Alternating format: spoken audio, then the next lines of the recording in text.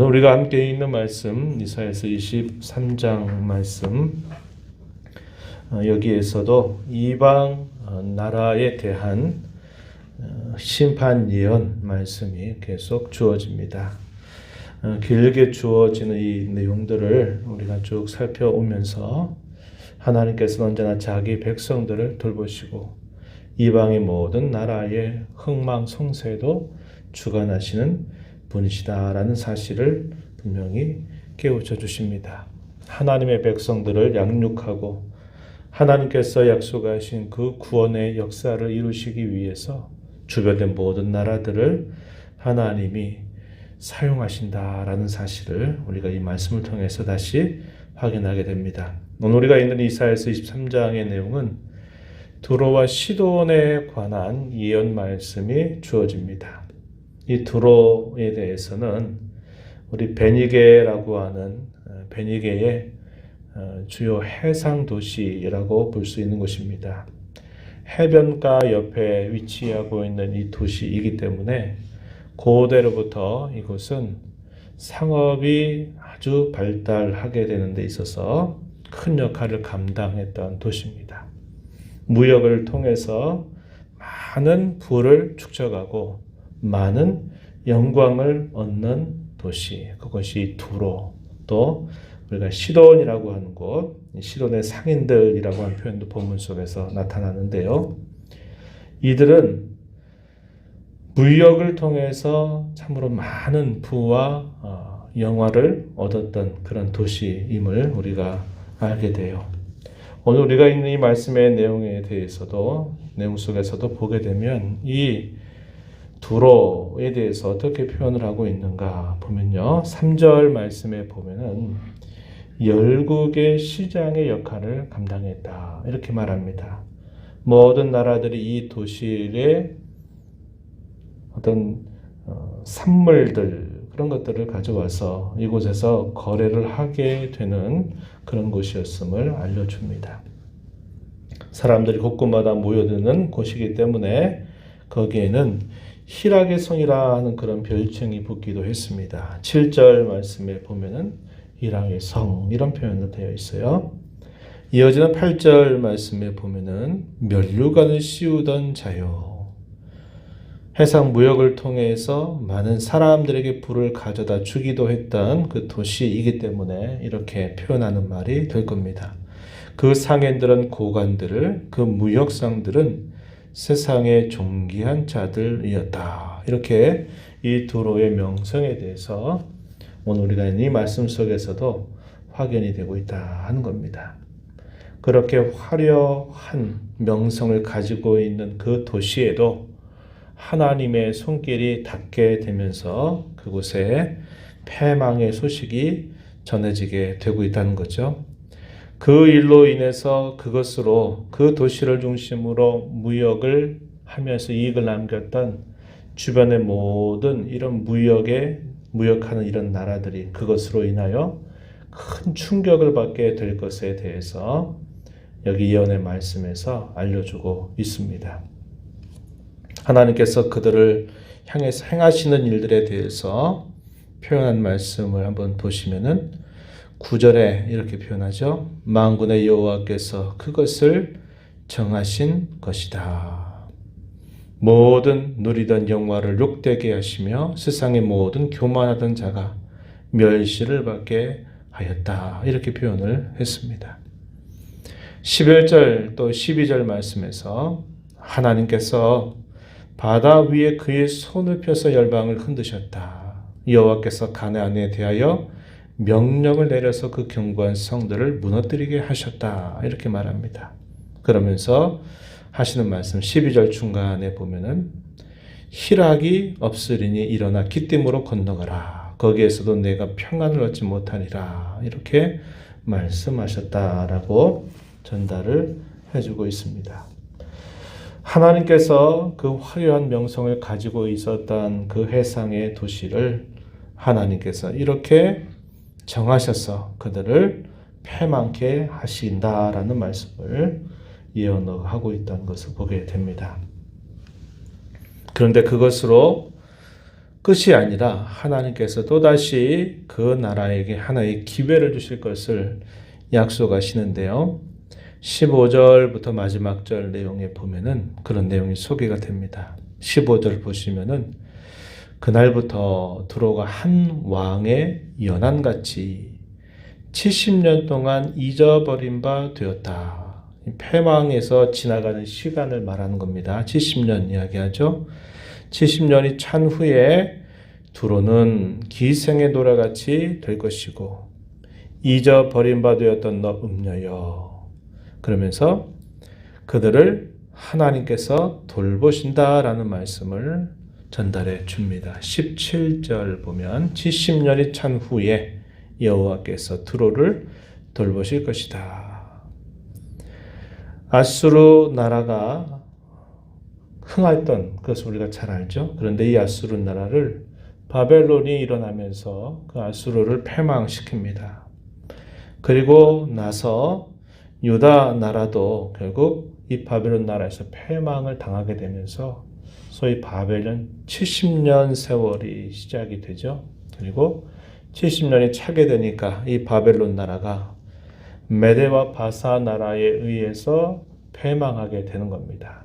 그래서 이 70여 년의 이 세월들 동안 바벨론이 다스리게 되는 그 기간들 동안에는 이 두로가 마치 잊어버린 바 된 것처럼 되지만은 바벨론 나라가 다시 망하게 되고 나서 다시 그들이 일어나게 될 것을 이야기해 주는 겁니다. 그런데 큰 변화가 생겨요. 어떤 변화가 생기느냐면 17절 이어서 보시면 여호와께서 두로를 돌보시리니 그가 다시 값을 받고 지면에 있는 열방과 음란을 행할 것이고 그 무역한 것과 이익을 거룩히 여호와께 돌릴 것이다. 간직하거나 쌓아두지 아니할 것이다. 이렇게 말합니다. 이 말씀에 관해서 두 가지 좀 견해가 갈라져요. 하나는 이 두로라고 하는 나라가 회개해서 그들이 화난 명성을 세상 가운데 떨쳤던 그들의 모습이 이제는 하나님께로 그들의 부와 명성을 돌릴 것이다 라고 보는 이런 견해가 하나가 있고, 또 하나는 그들은 비록 다시 일어나게 돼서 그 이익을 계속 남기지만 그러나 그 이익을 여호와 하나님께서 그것을 하나님께로 돌리시겠다라는 것으로 보는 그런 견해도 있습니다. 어쨌거나 여기서 분명하게 확인하게 되는 내용은 이제 세상의 모든 부로 명성을 떨쳤던 그 두로가 이제 그 모든 산물을 여호와 하나님께로 돌려지게 되는 일이 있게 될 것이다. 이렇게 예언을 해주고 있다 한 것입니다. 우리는 이 말씀 오늘 보면서 몇 가지를 생각합니다. 세상의 영광이나 세상의 부나 화려함이라고 하는 것, 그것이 결국 사라지게 되고 만다라는 것을 우리는 배우게 됩니다. 과거에 그런 무역을 통해서 많은 부를 축적하고 명성을 얻었던 그 도시조차도 하나님께서 결국 다 그 모든 것들을 사라지게 하신다는 것을 보여줍니다. 요한일서 2장 17절 말씀에서는 이런 말씀을 합니다. 이 세상도 그 정욕도 지나가되 오직 하나님의 뜻을 행하는 자는 영원히 거하느니라. 이렇게 말합니다. 세상의 영광과 세상의 화려함, 그 명성들은 다 때가 되면 사라지게 된다는 거예요. 그러나 그것이 영원히 기억될 일이 되기 위해서는 오직 하나님의 뜻을 행하는 것이어야 된다라는 사실을 성경은 우리에게 가르쳐 줍니다. 우리가 이 세상의 영광과 그 화려함에 취해 살아서는 안 되는 이유가 분명히 여기에 있음을 우리는 발견하게 돼요. 또 하나는 그러한 내용들입니다. 여러분 그런 말 들어보셨죠? 주머니가 회개해야 된다라는 말을 들어보셨을 겁니다. 하나님을 섬기는 백성들에게 있어서 자신들의 입술의 고백과 모습만이 아니라 자신들의 주머니가 하나님께 회개해야 된다 이런 말을 사용합니다. 이 말은 우리가 사용하는 이런 돈, 이런 물질, 이런 것들도 하나님 앞에 회개하는 그런 자세를 가져야 진정한 신앙생활을 할 수 있다라고 말해주는 것입니다. 예수님께서 그런 말씀하셨죠. 너희가 두 주인을 겸하여 섬길 수 없다. 그런 말씀을 하십니다. 하나님과 돈을 겸하여 섬길 수 없다. 이것을 중하게 여기거나 또 다른 이것을 중하게 여기든지 해야 된다. 그런 말씀을 하시면서 너희 모든 재물을 하늘에 쌓아두라. 하나님의 나라를 위해서, 하나님의 영광을 위해서 사용할 것을 예수님께서 말씀하신 바가 있습니다. 우리의 주머니가 하나님 앞에 회개된다. 이 말은 우리가 살면서 이런 사용한 모든 물질들이 하나님 보시기에 합당하게 잘 선한 일에 사용하는 그런 자세를 가져야 될 것을 우리에게 가르쳐 주고 있다는 겁니다.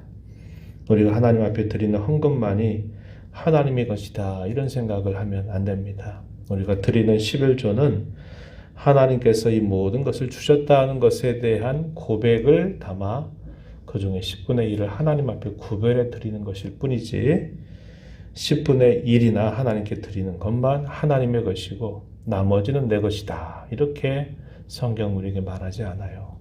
모든 것들을 하나님께서 주신 줄 알고 그분의 뜻과 마음과 기대를 따라서 잘 선용할 줄 아는 삶을 살아가는 것, 이것이 우리에게 대단히 중요한 일임을 배우게 됩니다. 마지막으로는 이 마지막 절 부분에 이런 말씀을 했죠. 여호와 앞에 사는 자가 배불리 먹을 양식 잘 입은 옷감이 될 것이다 이렇게 말합니다. 우리가 잠언서 말씀을 좀 많이 읽다 보면요. 그런 말씀을 하죠. 악인이 쌓아둔 것을 의인에게로 돌린다. 그런 말씀을 여러 차례 해줍니다. 하나님을 신실하게 믿고 섬기는 자들에게 하나님께서 복되게 해주신다라는 말씀을 우리 이것을 통해서 확인해요. 두로가 다시 회복이 돼서 그들이 얻게 되는 모든 부와 이익들을 여호와께로 돌릴 것인데 특별히 여호와 앞에 사는 자가 배불리 먹을 양식이 되고 잘 입을 옷감이 될 것이다. 이렇게 표현을 함으로써 하나님을 신실하게 믿고 섬기는 자에게 하나님께서 복과 은혜를 더해 주신다라는 사실을 우리에게 알려주고 있습니다. 이 하루 우리의 남은 삶을 살아가면서 이 세상의 영광 화려함을 부러워하지 말고 하나님께서 우리에게 주신 것에 늘 감사하면서 하나님의 뜻을 따라서 우리가 잘 선용하는 그런 마음가짐을 갖고 살아가는 저와 여러분이 되어야 하겠습니다. 하나님 아버지, 이 새벽 시간 또 저희들을 깨워주셔서 오늘도 새날 주신 아버지 앞에 나와서 찬양과 경배를 드리게 하시고 오늘도 앞서 행하시면서 주시는 말씀을 또 읽고 그 교훈을 저희 마음에 새기게 하시며 주신 말씀에 의지하여 기도하며 또 이 하루를 시작하게 하신 것을 감사드리옵나이다. 도로와 시돈, 해상의 무역을 통해서 화려한 부와 명성을 얻었던 그 도시이지만 그러나 때가 되면 하나님께서 그러한 도시들을 패망하실 것을 말씀을 하십니다. 세상의 영광과 부와 명성이라고 하는 것이 얼마나 한순간에 지나지 않는 일임을 그걸 통해서 보여주시고 또 하나님께서 또다시 그에게 기회를 주셔서 그들로 하여금 그들이 얻는 모든 부와 영광을 여호와께로 돌릴 것을 또한 말씀해 주십니다. 이 땅에 사는 동안 저희들이 이 세상의 화려함에 취해서 하나님의 뜻을 저버리는 삶을 살지 않게 하시고 오직 하나님의 뜻을 행하는 자가 영원히 거하고 하나님을 경외하는 자에게 하나님께서 언제나 은혜와 복을 더하시는 분이심을 알고 저희에게 주어진 모든 삶을 통해서 하나님의 나라를 위해서 주의 영광을 위해서 선용하는 복된 삶을 살도록 저희들을 도와주시고 인도하여 주시옵소서. 은혜의 보호자 앞에 나와서 아버지의 은혜를 간절하게 구하는 모든 심령들의 간구를 기울여 주시고 응답하시기를 바라며 예수님 이름으로 기도하옵나이다. 아멘.